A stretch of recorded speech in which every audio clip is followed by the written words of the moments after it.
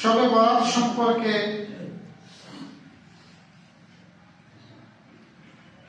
রাসূলুল্লাহ সাল্লাল্লাহু আলাইহি ওয়াসাল্লামের বেশ কিছু হাদিসের কিতাবে পাওয়া যায়, যে হাদিসগুলো দ্বারা বোঝা যায় এই রাতের শ্রেষ্ঠত্ব।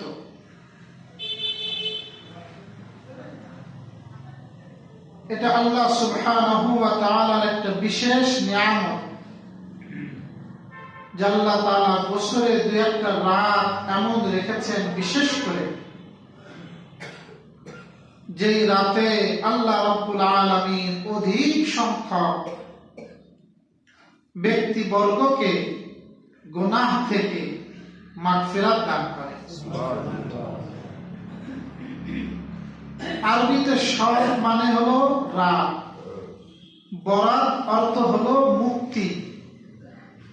শবে বরাতের অর্থ হলো মুক্তির রাত। যেহেতু এই রাতে আল্লাহ সুবহানাহু ওয়া তাআলা অসংখ্য জাহান্নামীকে জাহান্নাম থেকে মুক্তি দান করেন, এই জন্য এই রজনীকে শবে বরাত বলে। এ সম্পর্কে আমরা দু একটা হাদিস শুনি, এরপরে হাদিসের আলোকে আমরা আমাদের করণীয় নির্ধারণ করব। প্রথম হাদিসটা হলো ইবনে মাজাহ শরীফের হাদিস। রাসূল করিম সাল্লাল্লাহু আলাইহি ওয়াসাল্লাম বলেন, ইন্নাল্লাহা লা ইয়াত্তালিউ ফি লাইলাতিন নিসফি মিন শাবানা ফায়াগফিরু লিজামি'i খালকিহি ইল্লা লিমুশরিকিন আও মুশাহিন। রাসূলুল্লাহ সাল্লাল্লাহু আলাইহি ওয়াসাল্লাম বলেন, নিশ্চয় আল্লাহ তাআলা শাবানের মধ্য রজনীতে তথা শবে বরাতে বান্দার প্রতি বিশেষ দৃষ্টি দান করেন। ফায়াগফিরু লিজামি'i খালকিহি, অতঃপর তার সকল সৃষ্টিকে ক্ষমা করে দেন। ইল্লা লিমুশরিকিন, তবে মুশরিক ব্যতীত, আও মুশাহিন, হিংসা বিদ্বেষকারী ব্যতীত। কয় শ্রেণী ব্যতীত? মুশরিক, তাকে আল্লাহ পাক ক্ষমা করেন না। হিংসা বিদ্বেষ পোষণকারীকে ক্ষমা করেন না। এই দুই শ্রেণী ছাড়া এই হাদিসে রাসূল বলেন, বাকি সকল শ্রেণীর মানুষকে আল্লাহ পাক এই রাত্রে ক্ষমা করেন। ইবনে মাজাহে আরেকটা হাদিস, রাসূলুল্লাহ সাল্লাল্লাহু আলাইহি ওয়াসাল্লাম বলেন, ইযা কানা লাইলাতুন নিসফি মিন শাবানা ফাকুমু লাইলাহা ওয়া সুমু নাহারা। নবীজি বলেন, যখন শাবানের মধ্য রজনী হবে তথা শবে বরাতে, তোমরা এই রজনীতে কুমু, দাঁড়িয়ে থাকো তথা নামাজ পড়ো, অসুমু নাহারাহা, আর তার পরের দিন রোজা রাখো।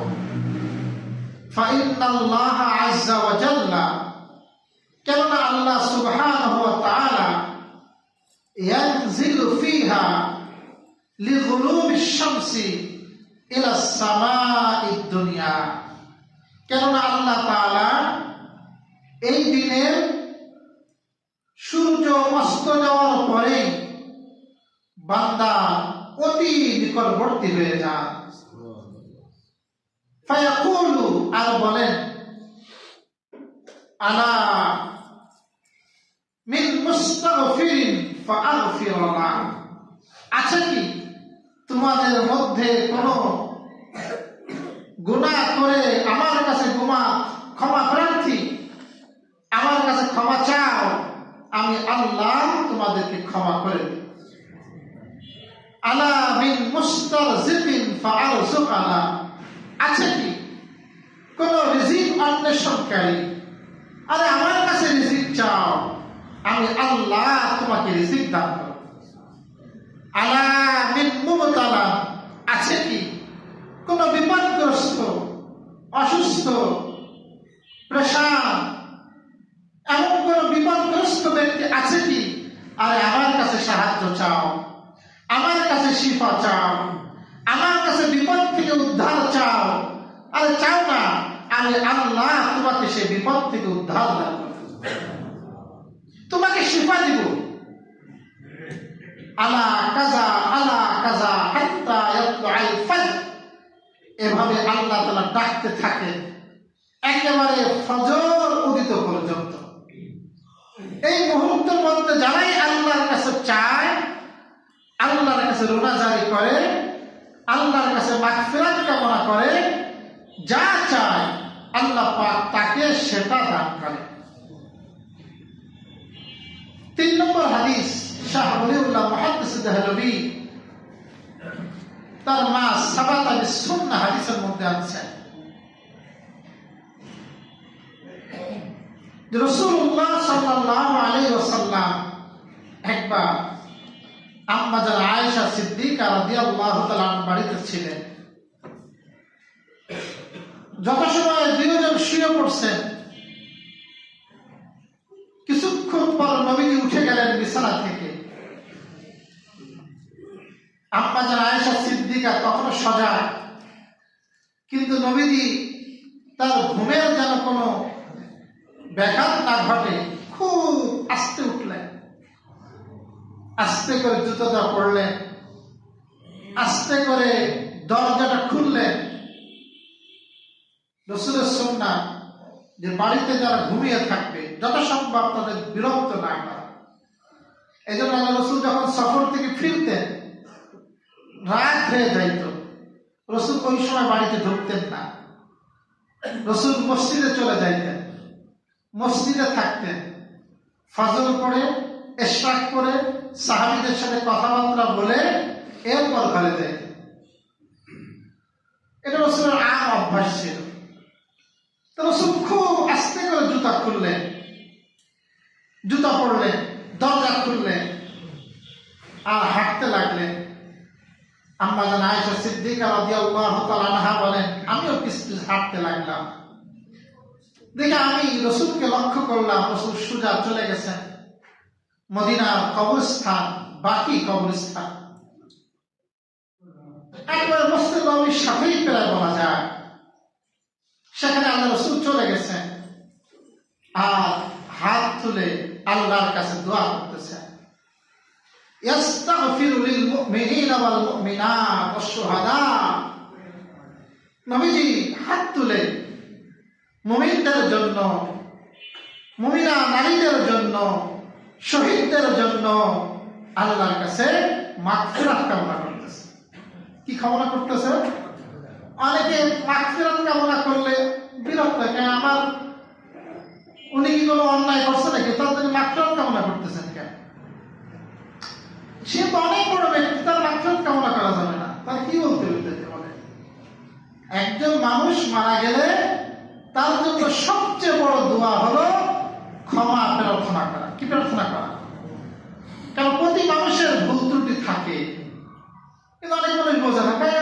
মানে পছন্দের মানুষ তার মাগফিরাত কামনা করতেছে কেন? যে সে যদি কোনো ভুল ত্রুটি করে থাকে আল্লাহ তাকে ক্ষমা করে দেন, এই কথা বলা যাবে না? যাবে? এটাই তো বলতে হবে। বলার জিনিসই হলো এইটা। আমার কোনো ব্যক্তি মারা গেলে, আপনজন মারা গেলে দুয়ার প্রধান এবং প্রথম চাওয়াই হলো এটা, হে আল্লাহ আপনি তাকে ক্ষমা করে দেন। এটা হলো সবচেয়ে বড় দোয়া তার জন্য। আমরা অনেক সময় বুঝি না। রাসূল শহীদদের জন্য পর্যন্ত মাগফিরাতের দোয়া করেছেন। এবারে 3 হাদিসের আলোকে আমরা আমাদের কিছু করণীয় বের করি। 4টা করণীয় আমরা পাই। 1 নম্বর, আমরা এই রাতে নামাজ পড়ব। কি পড়বো ভাই? রাসূলুল্লাহ সাল্লাল্লাহু আলাইহি ওয়াসাল্লাম বলেছেন ফাকুমু লাইলাহা, রাতে নামাজ পড়া। নামাজের মধ্যে আপনার যেহেতু সূর্যাস্তর পরেই সবে বরাত আসে, মাগরিব পড়বে, ঈশা পড়বে, ফজর পড়বে। তাহলে এই 3 ওয়াক্ত নামাজ জামাতের সাথে অবশ্যই পড়ার হিম্মত করা। পারবো না ভাই ইনশাআল্লাহ? অনেক ভাই আছে রাত 1টা 2টা মতো নফল পড়ে, আর শহরে শহরে টোটো কোম্পানি ম্যানেজার ঘুরে বেড়ায়, এবার 2টার সময় ঘুমায়, সকাল 10টায় ওঠে, সরকারি ছুটি, ফজরের নামাজ শেষ। তাহলে তো আপনার হইল না। সারা জীবন আপনি যদি নফল নামাজ পড়েন, ওই সারা জীবনের নফল নামাজ যদি এক পাল্লায় রাখা হয় আর 2 রাকাত ফজরের ফরজ নামাজ রাখা হয়, কোনটা ভারী হয়ে যাবে? ফজরের 2 রাকাত ফরজ, এটা ভারী হয়ে যাবে। এই জন্য ফরজ ছাড়ার কোনো সুযোগই নাই। এই জন্য আমার প্রথম কাজ হবে 3 ওয়াক্ত নামাজ পড়বে, মাগরিব, ঈশা, ফজর। অন্যান্য দিন তো পড়বই, এই দিনও বিশেষ করে জামাতের সাথে আমার জন্য জামাত না ছুটে, তাকবীর ওলা না ছুটে, আমি তাকবীর ওলার সাথে এই 3 ওয়াক্ত নামাজ পড়ব। এরপর নফল নামাজ পড়ব। অনেকে চিন্তা হয়রান হয়ে যায়, কয় রাকাত? কেউ মনে করে 50 রাকাত নামাজ আছে, কেউ মনে করে 100 রাকাত, কেউ মনে করে অমুক অমুক সূরাতে পড়তে হবে। এরকম কোনো বিধি নিষেধ নাই, এরকম কোনো নির্দেশনাও নাই যে আপনাকে 100 রাকাত পড়তে হবে, আপনাকে 50 রাকাত পড়তে হবে, অমুক অমুক সূরাতে পড়তে হবে। কোন নামাজের জন্য এটা বাধ্যতামূলক না। আল্লাহ পাক কোরআনে বলেন, ফাকরাউ মা তায়াসসারা মিনহু, তোমরা নামাজে কোরআন পড়ো যেটা তোমার কাছে সহজ লাগে। বুঝলেন কি ভাই? যেটা তোমার কাছে কি লাগে? মা তায়াসসারা মিনহু, যেটা তোমার জন্য সহজ। তাহলে আমি সূরা কাউসার জানি, আমি কাউসার দিয়ে পড়বো। আমি সূরা ইখলাস জানি, সূরা ইখলাস দিয়ে পড়বো। তাহলে আমার জন্য কোন সূরা বাধ্যতামূলক না, কোন নির্দিষ্ট রাকাত বাধ্যতামূলক না। 2 রাকাত করে আমি যত পারি নামাজের কোয়ালিটি সুন্দর করে দীর্ঘ সময় দাঁড়িয়ে থেকে, দীর্ঘ সময় রুকুতে থেকে, দীর্ঘ সময় সেজদায় থেকে আমি নামাজ পড়ার চেষ্টা করি। আল্লাহ তাআলা আমাদেরকে তৌফিক দান করুন। এটা হলো প্রথম কাজ, নামাজ আদায় করা। দ্বিতীয় কাজ হলো, রাসূল হাদিসের মধ্যে বলেছেন, ওয়াসুমু নাহারাহা, এবং তোমরা তার পরের দিন রোজা রাখো। পরের দিন কি রাখো? রোজা রাখো। তা যদি আমরা এমনি, আল্লাহ রাসূল এই মাসে খুব রোজা রাখতেন। শাবান মাসে রাসূলুল্লাহ সাল্লাল্লাহু আলাইহি ওয়াসাল্লাম খুব রোজা রাখতেন। সাহাবায়ে কেরাম জিজ্ঞাসা করলেন, ইয়া রাসূলুল্লাহ, আপনি এত রোজা রাখেন কেন এই মাসে? রমজান মাসে তো ফরজ, এটা তো রাখতেনই। শাবান মাস, এই মাসেও রাখতেন। তো রাসূলকে জিজ্ঞাসা করা হলো, কেন রাখেন? রাসূলুল্লাহ সাল্লাল্লাহু আলাইহি ওয়াসাল্লাম বলেন, এই মাসে আমলগুলো আল্লাহর কাছে উত্থাপন করা হয়। ফাউহিব্বু, আমি চাই, আইয়ুরফা আমালি ওয়া আনা সাইমুন, যে আমার আমলনামা যখন আল্লাহর কাছে পেশ করা হবে তখন তো আমি রোজাদার অবস্থায় থাকি, এইটা আমি চাই। সুবহানাল্লাহ। তাহলে এই মাসে রোজা রাখা, যদি কেউ পারে সোমবার বৃহস্পতিবার রোজা রাখা, বা আইয়ামে বীজে রোজা রাখা, অথবা অন্তত পক্ষে শবে বরাতের পরের দিন, এবার আসতেছে বুধবার, ওই দিনে রোজা রাখা। এটা হলো আমাদের 2 নম্বর আমল করণীয়, এটা নফল। 3 নম্বর করণীয়, যেটা আমরা হাদিস থেকে পেয়েছি, আল্লাহ তাআলা এই রাতে খুব ক্ষমা করেন। কিন্তু উলামায়ে কেরাম বলেছেন, গুনাহের মধ্যে যে কবিরা গুনাহ আছে, কবিরা গুনাহ থেকে মাফ পেতে হলে আল্লাহর কাছে তওবা করতে হয়। কি করতে হয়? তওবা করা ছাড়া কিন্তু আল্লাহ তাআলা কবিরা গুনাহ মাফ করেন না। যেন আল্লাহ পাক আমার সগীরা কবিরা সকল গুনাহকে মাফ করে দেন। এই জন্য আমরা অন্যান্য সময় তো বটেই, এই রজনীতে বিশেষ করে আমরা আল্লাহর কাছে খুব কাকুতি মিনতির সাথে ইস্তেগফার, ক্ষমা প্রার্থনা করব। কি প্রার্থনা করব? আল্লাহর কাছে ক্ষমা চাই। 2টা ইস্তেগফার আপনাদেরকে বলি, 2টা ইস্তেগফার। তার মধ্যে একটা ইস্তেগফারকে বলা হয় বুখারী শরীফের বর্ণনা সাইয়্যিদুল ইস্তেগফার। কি ইস্তেগফার? মানে এই ইস্তেগফারটা যত প্রকার ইস্তেগফার আছে সব ইস্তেগফারের সর্দার, সব ইস্তেগফারের। এই ইস্তেগফার যদি কোনো ব্যক্তি পাঠ করে, রাসূলুল্লাহ সাল্লাল্লাহু আলাইহি সাল্লাম বলেন, যদি কোনো ব্যক্তি দিনে পাঠ করে অথবা রাতে পাঠ করে, যেই দিনে বা রাতে বান্দা পাঠ করে আর ওই দিনে বা রাতে যদি সে মারা যায়, তার ঠিকানা সোজা জান্নাত, সোজা জান্নাত। সে ইস্তেগফারটা আপনারা দেখে মুখস্থ করবেন। এখন আমার সাথে কষ্ট করে একবার পড়েন, আল্লাহুম্মা আনতা রাব্বি লা ইলাহা ইল্লা আনতা খালাকতানি ওয়া আনা আবদুক ওয়া আনা আলা আহদিকা ওয়া ওয়া'দিকা মাস্তাতা'তু ওয়া আউযু বিকা মিন শাররি মা সানা'তু আবুউ লাকা বিনি'মাতিকা আলাইয়া ওয়া আবুউ বিযামবি ফাগফিরলি ফাইন্নাহু লা ইয়াগফিরুয যুনুবা ইল্লা আনতা। একটু বড়, আপনি দেখে দেখেও পড়তে পারেন। এর অর্থগুলো বড় সুন্দর। অর্থ হলো আল্লাহুম্মা, হে আল্লাহ, লা ইলাহা ইল্লা আনতা, কোন উপাস্য নাই আপনি ছাড়া। খলাকতানি, আপনি আমাদের সৃষ্টি করেছেন। আমি সৃষ্টিকর্তা না সৃষ্ট? আমাকে সৃষ্টি করা হয়েছে, আপনি আমাকে সৃষ্টি করেছেন। ওয়া আনা আবদু, আল্লাহ আমি তো আপনার গোলাম। আমি আপনার কি? আমি আপনার গোলাম। আবুউ লাকা বিনি'মাতিকা আলাইয়া, আল্লাহ আমার উপরে আপনি যত নিয়ামত দান করেছেন, আমি সকল নিয়ামতের শুকর আদায় করি। সকল নিয়ামতের কি করি? ওয়া আবুউ বিযামবি, আবার আমি কত গুনাহ করে ফেলছি, আল্লাহ সব গুনাহ আমি স্বীকার করি। সব গুনাহ আমি কি করি? ফাগফিরলি, আপনি আমাকে ক্ষমা করে দেন।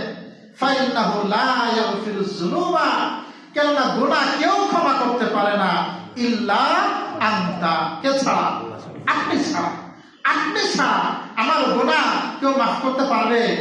কেউ মাফ করতে পারবে। এটা হলো সাইয়্যিদুল ইস্তিগফার।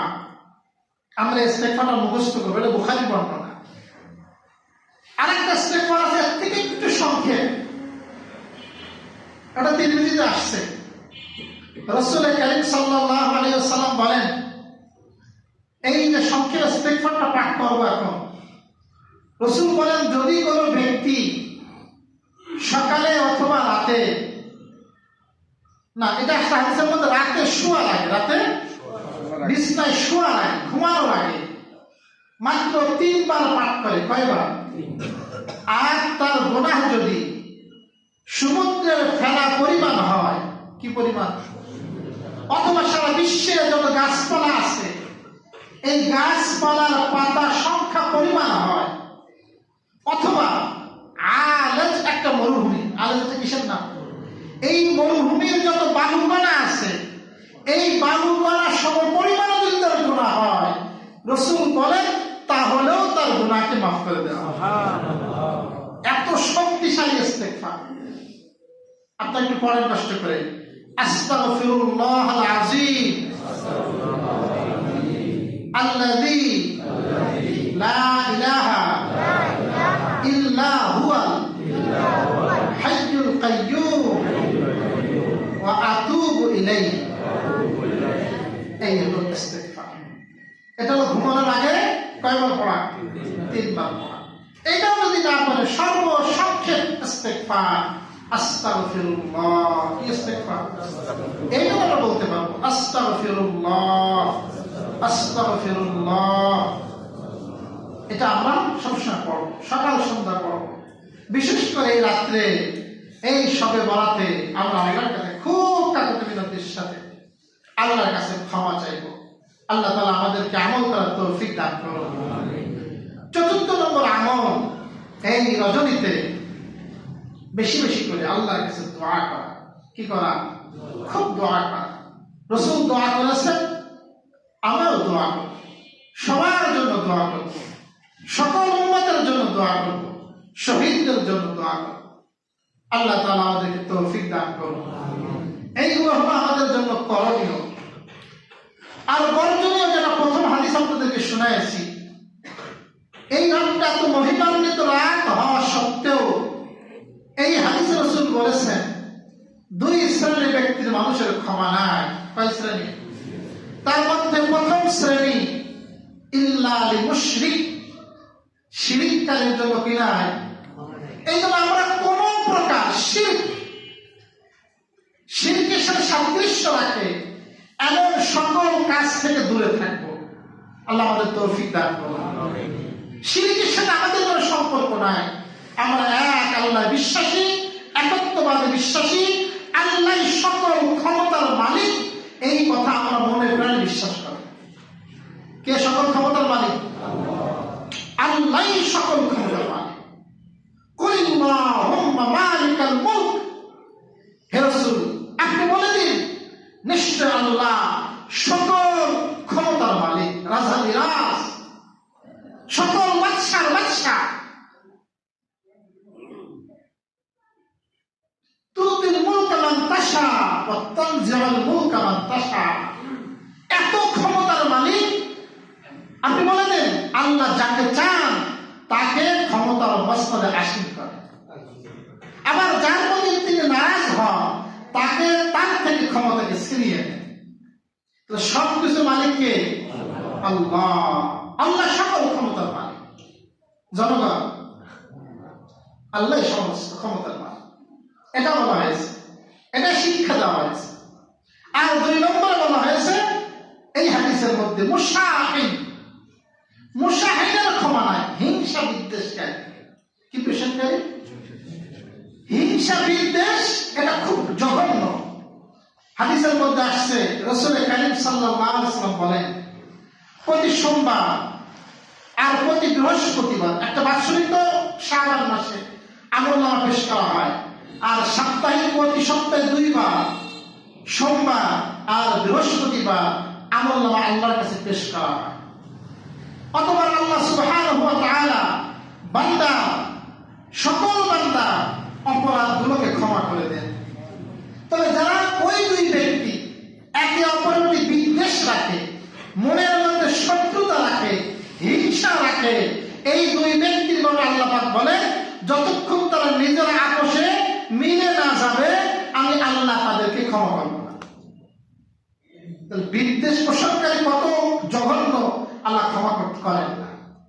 অন্য হাদিসের মধ্যে আসছে রাসূল কারীম সাল্লাল্লাহু আলাইহি ওয়াসাল্লাম বলেন দাব্বা ইলাইকুম আল-মারজু, বলে তোমাদের কাছে আল হাসাদু ওয়াল বাগযা। রাসূল বলে পূর্ববর্তীদের মধ্যে, উম্মে মাজিয়ার মধ্যে যেভাবে একটা রোগ বিস্তার করেছিল, এই রোগটা তোমাদের মধ্যেও বিস্তার লাভ করার সম্ভাবনা আছে। সেইটা হলো হিংসা আর বিদ্বেষ। কি কি? অন্যের শত্রুতা, ক্ষতি সাধন করার চেষ্টা। রাসূল বলেন হিয়াল হালিকাতু, এই হিংসা বিদ্বেষ কি জানো?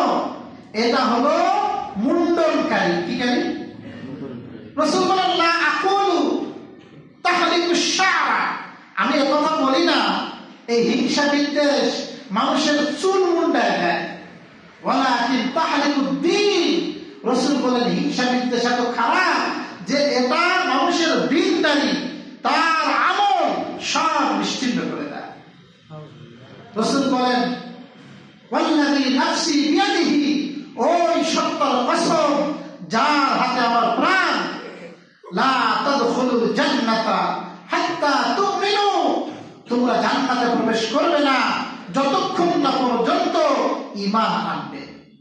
ওয়ালা তুমিনু হাত্তা তাহাব্বু, তোমাদের ঈমানও হবে না, তোমাদের ঈমান দাবিদার পাবে বড় মুমিন, কিন্তু নবী বলেন সহিহ মুসলিমের হাদিস, এই ঈমান তোমাদের হবে না হাত্তা তাহাব্বু, যতক্ষণ পর্যন্ত তোমরা একে অপরের সাথে মহব্বত আর ভালোবাসা না করো। তোমার পরস্পরের মধ্যে ভালোবাসা থাকতে হবে, হৃদ্যতা থাকতে হবে, মহব্বত না থাকবে। রাসূল ফাআলতুমুহু তাহাবাবতুম, আমি কি তোমাদেরকে একটা আমল বলে দিব, একটা রাস্তা বাতলে দিব, যে আমলটি করলে তোমাদের পরস্পর ভালোবাসা মহব্বত সৃষ্টি হবে? রাসূল বলেন আফশুস সালাম বাইনাকুম, এটাই বলতেছেন তোমরা বেশি বেশি করে পরস্পর সালামের প্রচার ও প্রসার করো। কি করো ভাই? সালাম দাও। দেখা হচ্ছে প্রতিবেশী মানুষ মুখোমুখি হয়, আল্লাহ সালামও নেই কালামও নাই, ওর মতো চলে যায় এর মতো চলে আসে, এটা তো ইসলাম না। আপনার প্রতিবেশী হোক, আপনার পরিচিত জন হোক, আপনি দেখলে আপনি তাকে সালাম দিবেন। সে সালামের যদি উত্তর না দেয়, গুনাহ তার জিম্মায়। যদি সে সালামের উত্তর না দেয়, গুনাহ কার জিম্মায়? তার জিম্মায়। আপনি দায়িত্ব মুক্ত হয়ে গেলেন, আপনি তো তার সালাম দিয়েছেন। রাসূল বলেন মান বাদা বিস সালাম বারিয়া মিনাল কিবর, যে ব্যক্তি আগে সালাম দেয় সে ব্যক্তি অহংকার থেকে মুক্ত। কি থেকে মুক্ত? কত বড় স্বীকৃতি! অনেক মানুষের আগে সালাম দিতে ইংরেজে বাদে, বাবা আমি সালাম দেবো, আমারে সালাম দেবে, বোঝা গেল অন্তরে এখনো অহংকার আছে। যে ব্যক্তি আগে আগে সালাম দেয়, কি দেয়? আগে আগে সালাম দেয়, রাসূল বলে ওই ব্যক্তি অহংকার থেকে মুক্ত। আর যে ব্যক্তি অহংকার থেকে মুক্ত তার ঠিকানা কি? জান্নাত। সুবহানাল্লাহ। এই জন্য প্রিয় ভাই আমার, রাসূল বলেছেন আল্লাহ কিন্তু হিংসা বিদ্বেষকারীকে ক্ষমা করবেন না। এটা খুবই খারাপ। আমাদের ইবলিসের 3টা বিষাক্ত তীর আছে। কয়টা বিষাক্ত তীর আছে? 3টা। এই বিষাক্ত তীর এত খারাপ, অনেক ইমানদার দেখবেন নামাজ পড়ে 5 ওয়াক্ত, কেউ নিয়মিত নামাজ পড়ে 5 ওয়াক্ত, আবার সিনেমা দেখে না, গান বাজনা দেখে না, দান সদকা করে, মোটামুটি যত ভালো কাজ সবগুলো করার চেষ্টা করে। কিন্তু যখনই পরস্পর একত্রিত হয় আর এক মুসলমান ভাইয়ের প্রতি তার অন্তরের বিদ্বেষ আর হিংসা এইগুলো জাহির করে। মানে বসলেই তার সবসময় আলোচ্য বিষয় হিংসা বিদ্বেষ। আসলে এরকম নামাজ পড়ে ঠিক মতো, কিন্তু কি রাখে না মুসলমানদের ভাইয়ের প্রতি অন্তর পরিষ্কার না, অন্তরের মধ্যে একেবারে জিলাপির প্যাস, সবসময় প্যাসতে থাকে। এই যে বললাম 3টা বস্তু শয়তানের খুব সূক্ষ্ম আর বিষাক্ত তীর, সব আমলকে বরবাদ করে দেয়। তার একটা হলো শিরক, একটা হলো বিদআত, আর একটা হলো হাসাদ, এই হিংসা। আর একটা নাম কি? হিংসা।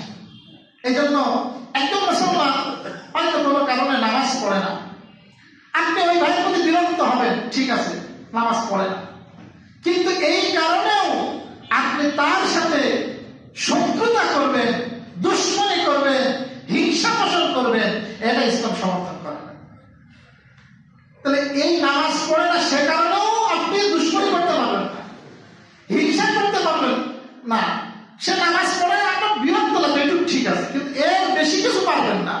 তা দ্বীনি ব্যাপারে যদি এরকম হয়, আর রাজনৈতিক কারণ তো করা যাবে, যে একদল করে আমি আরেক দল করি, একই এলাকাতে থাকে।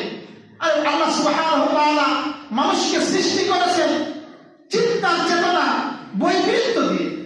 সবাইকে একদল করবে? সবাইকে একদল করবে না। প্রত্যেক মানুষের চিন্তার বৈপরীত্য আছে। কেউ একটাকে গ্রহণ করবে, কেউ আরেকটাকে গ্রহণ করবে। আপনি তার ওইটা যদি অন্যায় হয় আপনি বিরক্ত হন, ঠিক আছে, কিন্তু আপনি সালাম কালামও দিবেন না, কথাও বলবেন না, আবার ক্ষতি সাধন করার চেষ্টা করবে, আবার নিজের মুসলমানও দাবি করবে, এটা হতে পারে না। আল মুসলিমু মান সালিমাল মুসলিমুনা মিন লিসানিহি ওয়া ইয়াদিহি। আমাদের বাচ্চারা যখন বক্তব্যে পড়ে, মাদ্রাসায় ছাত্ররা একেবারে যখন বাচ্চাদেরকে আপনার বক্তব্য দেন, 40টা হাদিস মুখস্থ করানো হয়, ওই 40 হাদিসের একেবারে প্রথম সারির হাদিস, এই হাদিসটা শিক্ষা দেওয়া বাচ্চাদের। আমাদের বাচ্চারা যদি হাদিসটা বলে না কখন, যে মুসলমান তো ওই ব্যক্তি যারা হাত আর মুখ থেকে অন্য মুসলমান নিরাপদ থাকে। আমার হাতের দ্বারা অন্য মুসলমান নিরাপদ থাকবে, আমার মুখের দ্বারা অন্য মুসলমান কি থাকবে? নিরাপদ থাকবে। আপনি আপনার ভয় বাজান, এতে সমস্যা নেই। আপনি আর অন্য জনেরটা নিয়ে আপনার মাথা ব্যথা, অন্যটা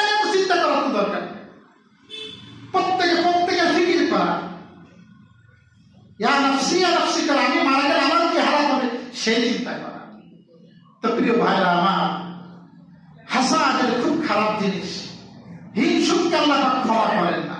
অন্যান্য হাদিসে আরো কয়েকটা শ্রেণী যাদেরকে আল্লাহ পাক শবে বরাতেও ক্ষমা করেন না। তার মধ্যে আরেক শ্রেণী আছে যারা পিতা মাতার অবাধ্য, যারা কি এদেরকে কিন্তু আল্লাহ পাক শবে বরাতেও মাফ করে না।